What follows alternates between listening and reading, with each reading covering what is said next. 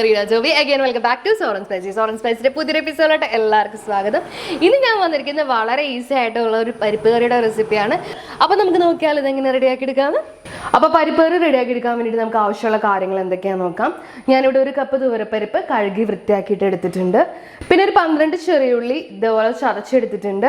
പിന്നെ അതിൻ്റെ കൂടെ തന്നെ ഒരു 4 ചെറിയ അല്ലി വെളുത്തുള്ളി കൂടെ ചതച്ചെടുത്തിട്ടുണ്ട്. അത് സ്കിന്നോട് കൂടിയിട്ടാണ് എടുത്തിട്ടുള്ളത്.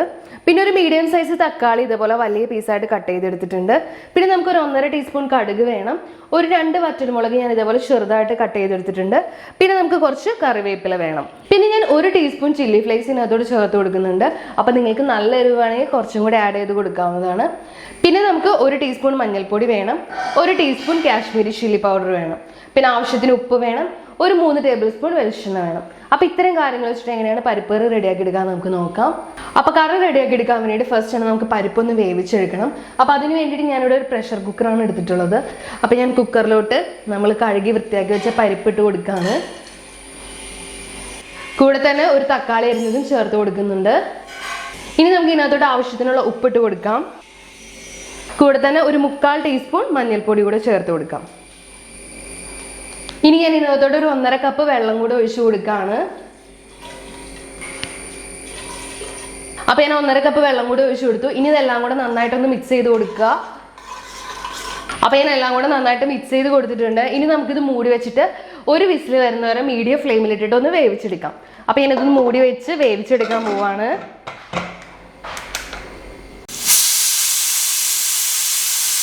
അപ്പോൾ ഒരു വിസിൽ വന്നതിന് ശേഷം ആവി കളഞ്ഞ് ഞാനൊന്ന് തുറന്നു നോക്കിയിട്ടുണ്ട്. അപ്പോൾ എല്ലാം നന്നായിട്ട് വെന്ത് വന്നിട്ടുണ്ട്.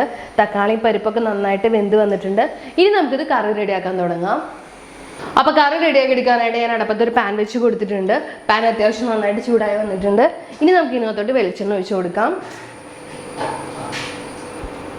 അപ്പോൾ വെളിച്ചെണ്ണ നന്നായിട്ട് ചൂടായി വന്നിട്ടുണ്ട്. ഞാൻ ഇതിനകത്തോട്ട് കടുക് ചേർത്ത് കൊടുക്കുകയാണ്. അപ്പോൾ കടുകെല്ലാം കംപ്ലീറ്റ് പൊട്ടി വന്നിട്ടുണ്ട്. ഇനി നമുക്ക് ഇതിനകത്തോട്ട് വറ്റൽമുളക് ചേർത്ത് കൊടുക്കാം. എന്നിട്ട് ഇതൊന്ന് ഇളക്കി കൊടുക്കുക. അപ്പോൾ മുളകിൻ്റെ കളറൊക്കെ നന്നായിട്ട് മാറി വന്നിട്ടുണ്ട്. ഇനി നമുക്ക് ഇതിനകത്തോട്ട് ചതച്ച് വെച്ചിരിക്കുന്ന ചുവന്നുള്ളിയും വെളുത്തുള്ളിയും കൂടെ ചേർത്ത് കൊടുക്കാം. കൂടെ തന്നെ നമുക്ക് കുറച്ച് കറിവേപ്പിലയും കൂടെ ചേർത്ത് കൊടുക്കാം. എന്നിട്ട് ഇത് നന്നായിട്ടൊന്ന് വഴറ്റി കൊടുക്കുക. ഇനി ഉള്ളി നന്നായിട്ട് മൂത്തിട്ട് ഒരു ലൈറ്റ് ബ്രൗൺ കളറായി വരുന്ന വരെ നമുക്കിതൊന്ന് വഴറ്റി കൊടുക്കാം.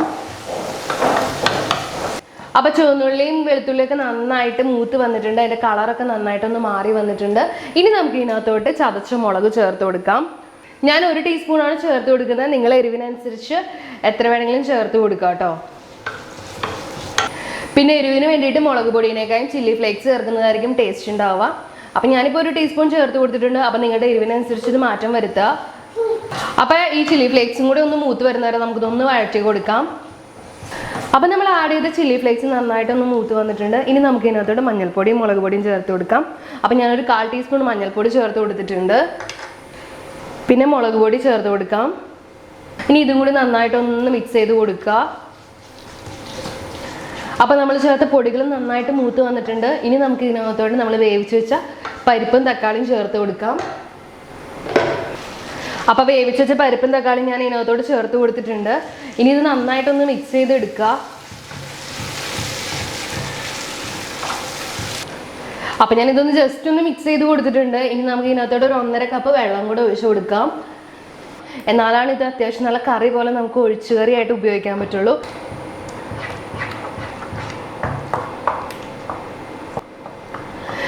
ഇപ്പോൾ ഓൾറെഡി നമ്മൾ 1 കപ്പ് വെള്ളം ഒഴിച്ചു കൊടുത്തു. ഇനി ഒരു 1/2 കപ്പും കൂടി ഞാൻ ഒഴിച്ചു കൊടുക്കുകയാണ്. പിന്നെ നിങ്ങൾക്ക് എത്രമാത്രം വെള്ളം വേണോ അത്ര ഒഴിച്ചു കൊടുക്കുക കേട്ടോ. ഇതിപ്പോൾ 1.5 കപ്പ് വെള്ളം കറക്റ്റ് പാകമാണ്. പിന്നെ ഇരിക്കുന്നതോറും കറി കുറേയും കൂടി ഒന്ന് കുറുകി വരുന്നത് കൊണ്ട് കുറച്ച് വെള്ളം ഉള്ളത് തന്നെയാണ് നല്ലത്. പിന്നെ ഈ സമയത്ത് നിങ്ങളൊന്ന് ഉപ്പ് നോക്കിയിട്ട് ഉപ്പൊന്ന് അഡ്ജസ്റ്റ് ചെയ്ത് കൊടുക്കുക കേട്ടോ. നമ്മൾക്ക് കുറച്ചും കൂടി ഒന്ന് ഉപ്പ് വേണം ഇതിന്. അപ്പോൾ ഞാൻ കുറച്ചും കൂടി ഒന്ന് ഉപ്പിട്ട് കൊടുക്കുകയാണ്. ഇനി ഇതൊന്ന് നന്നായിട്ടൊന്ന് തിളച്ച് വന്നാൽ മതി. നമുക്ക് ഫ്ലെയിം ഓഫ് ചെയ്യാം. അപ്പോൾ കറി നന്നായിട്ടൊന്ന് തിളച്ച് വന്നിട്ടുണ്ട്. അപ്പോൾ ഒന്നും കൂടി ഒന്ന് തിക്കായിട്ടുണ്ട്. പിന്നെ ഇരിക്കുന്നതോറും ഇത് കുറച്ചും കൂടി ഒന്ന് തിക്കാവും. ഇനി നമുക്കിത് ഫ്ലെയിം ഓഫ് ചെയ്യാം. അപ്പോൾ ഇത്രയേ ഉള്ളൂ നമ്മുടെ പരിപ്പ് കറി. വളരെ ഈസി ആയിട്ട് വളരെ പെട്ടെന്ന് റെഡിയാക്കി എടുക്കാവുന്ന ഒരു കറിയാണ്. അപ്പോൾ എല്ലാവരും ഒന്ന് ട്രൈ ചെയ്ത് നോക്കാം കേട്ടോ. അപ്പോൾ കണ്ടില്ലേ, വളരെ ഈസി ആയിട്ട് നമുക്ക് റെഡിയാക്കി എടുക്കാം. വളരെ കുറച്ച് ഇൻഗ്രീഡിയൻസ് മതി, അതേപോലെ തന്നെ വളരെ കുറച്ച് സമയവും മതി. നമുക്ക് പെട്ടെന്ന് തന്നെ ചോറിന് കറിയുമായി ചപ്പാത്തിക്ക് സൈഡ് ഡിഷുമായി. അപ്പോൾ എല്ലാവരും ഇങ്ങനെ ഒന്ന് ട്രൈ ചെയ്ത് നോക്കുക കേട്ടോ. പിന്നെ നിങ്ങൾ ഈ ചാനൽ ഇതുവരെ സബ്സ്ക്രൈബ് ചെയ്തിട്ടില്ലെങ്കിൽ ഒന്ന് സബ്സ്ക്രൈബ് ചെയ്തോളൂ. പിന്നെ തൊട്ടടുത്ത് നിന്ന് ബെല്ലൈക്കണും കൂടെ ഒന്ന് ഇനേബിൾ ചെയ്യുകയാണെങ്കിൽ ഞാൻ പുതിയ വീഡിയോസ് ഇടുമ്പോൾ നിങ്ങൾക്ക് നോട്ടിഫിക്കേഷൻ കിട്ടും. പിന്നെ വീഡിയോ ഇഷ്ടപ്പെട്ട ലൈക്ക് ചെയ്യുക, ഷെയർ ചെയ്യുക, കമൻറ്റ് ചെയ്യുക. അപ്പോൾ നമുക്കിനി അടുത്ത വീഡിയോയിൽ വേറെ റെസിപ്പി ആയിട്ട് കാണാം. Bye bye.